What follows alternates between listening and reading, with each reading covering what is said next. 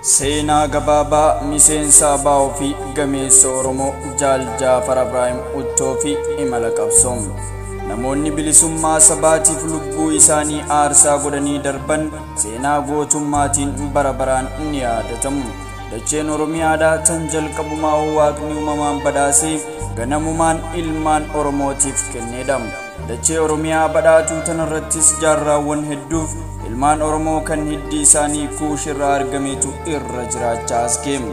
Sirnaa fi hooggansa mataa isaatiin akka sirna gadaatti dachee Rabbiin isaaf kenne irratti ofii isaatii muree murteeffachuun bilisummaa isaatiin Waaqa itti amane gabbaraa ardaa barbaade keessa jiraachaa jireenya isaa oofachaa jiraata. Haa ta'u malee haalli adaduma yeroon jijjiiramtuun jijjiiramaa adeema.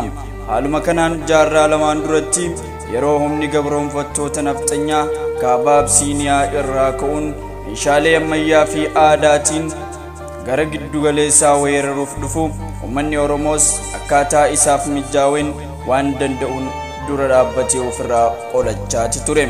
Booddeerra garuu meeshaalee ammayyaa bara sanaa fayyadamuun gabroonfattoonni nafxanyaa kaaba Itoophiyaa irraa lafa ganamaan Waaqni Oromtichaaf kenne tana weeraree qabachuun Oromoota jaarraawwan hedduuf safuu fi hoode isaatiin nagayaaf kabajaan irra jiraachaa turan gabroonfattoota nafxanyaa kanaan weeraramuu qofa osoo hin taane dhuunfatamuudhaan sirna aadaa afaan eenyummaa fi amantiin isaaniitis gabroonfattoota Habashaa kanaan oolee osoo hin bulin saamamuu eegale. Uummanni Oromoo haalli kun waan itti ulfaateef alagaa lafaa fi lafee isaa cabsee isa gabroonfatee tole jedhee takkaa jilbiiffatee hin teenye. Barootuma sana keessaas gootowwan ilmaan Oromoo kan dacheen Oromiyaa biqilchite qabsoo haalli yeroo gaafattu gochuun diina biyya isaanii afaan qawweetiin weeraree qabate wajjin wal'aansoo bilisummaatiif weerartootaan kokkee wal qabuu eegalan. Wal'aansoon kunis bifa bittinnaawaadhaan qabsaa'ota Oromoo roorroo sirna gabroonfattootaatiin buluu diddaaf caakkaa seenanii akka shiftaatti ilaalamaniin gaggeeffamaati ture.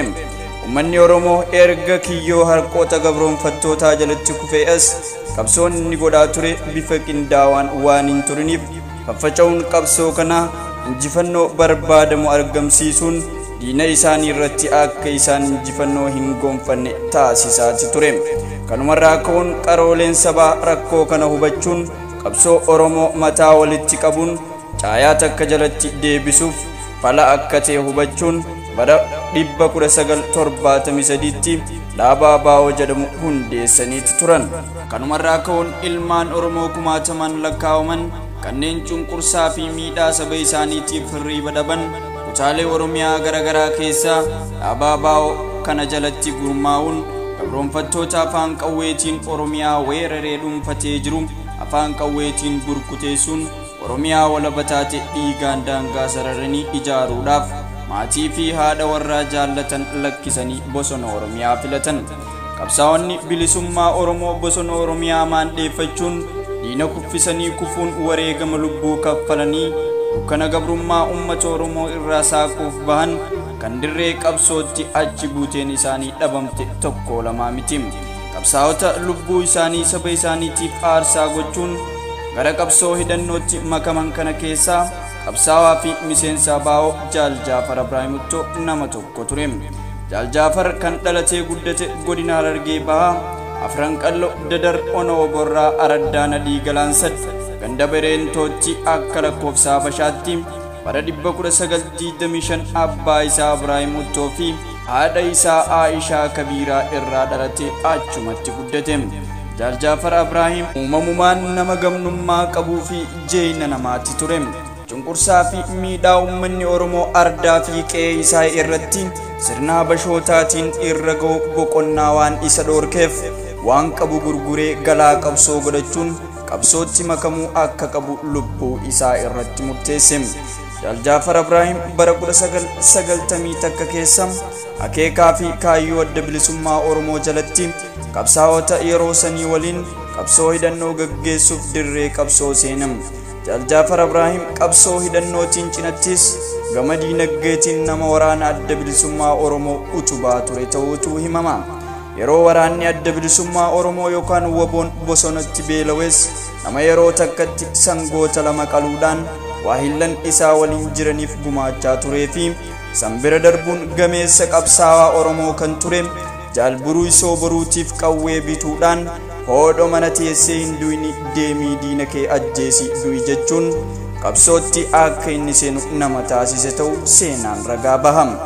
Akka namoonni itti dhiyeenyaan Jaal Jaafar Ibraahim beekan jedhanitti akkuma ifiif karaa diinagdeetti dhaabicha utubaa turetti dhageettii fi ulfina hawaasa naannichaa biratti qabuun hawaasa naannichaa irraa loonii fi re'ee guuruudhaan galaa qabsoo adda bilisummaa Oromoo taasisuu irratti nama qooda leencaa bahaa ture jedhan.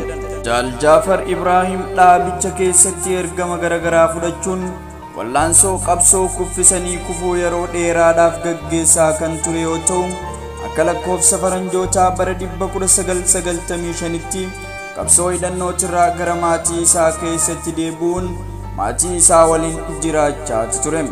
Jaal Jaafar Ibraahim nama jabaa naannawa sanii yoo ta'u akkuma inni hawaasa naannichaa jaallatu hawaasnis isa jaallate ture. Jaalalaa fi kabaja uummata biraa horate kanaanis nama ol dhabe wal mufate manguddummaadhaan araarsuudhaan hawaasa keessatti nageenya akka bu'uuf shoora taphachaa nama ture ta'uutu himama. Jaal Jaafar Ibraahim uttoo haadha warraa isaanii aadde Aayishaa Kabiiraa irraa horuudhaan abbaa ijoollee 10 ta'uu maatiin isaanii dubbatu.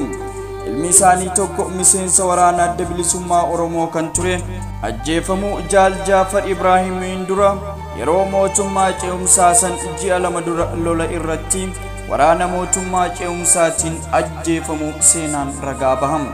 Jaal Jaafar Ibraahim akka lakkoofsa Habashaatti bara 1987 yeroo mootummaa ce'umsaatiin biyyattiin weeraramaa turtetti miseensa adda bilisummaa Oromooti jechuudhaan basaastuun mootummaa namni maqaan isaa Makliidim Destaa jedhamu bulchaa aanaa Dadar kan yeroo sanii Abdii Abdulluu jedhamutti himuun bulchaan aanichaa kunis yeroo san waraana mootummaa wayyaanee itti erguudhaan manaa fuudhanii haga bara 1995tti mana hidhaatti dararaa fi reebicha hamaan humna mootummaa wayyaaneetiin irratti gaggeeffamaa kan ture yoo ta'u bara 1995 booda ammoo Jaal Jaafar Ibraahim aanaa Dadar kiyyoo ganda Quuhii iddoo jedhamtutti geessuun rasaasaan dhawanii haala suukanneessaa ta'een ajjeesanii erga darban boodallee hawaasni naannichaa akka hin awwaalle dhoorkuun reeffa isaa waraabeessa nyaachisuuf yaalanis hawaasni guyyaa itti aanu erga waraanni iddoo sanii deemee fuudhanii awwaalanii akka turan maatiin ragaa bahu.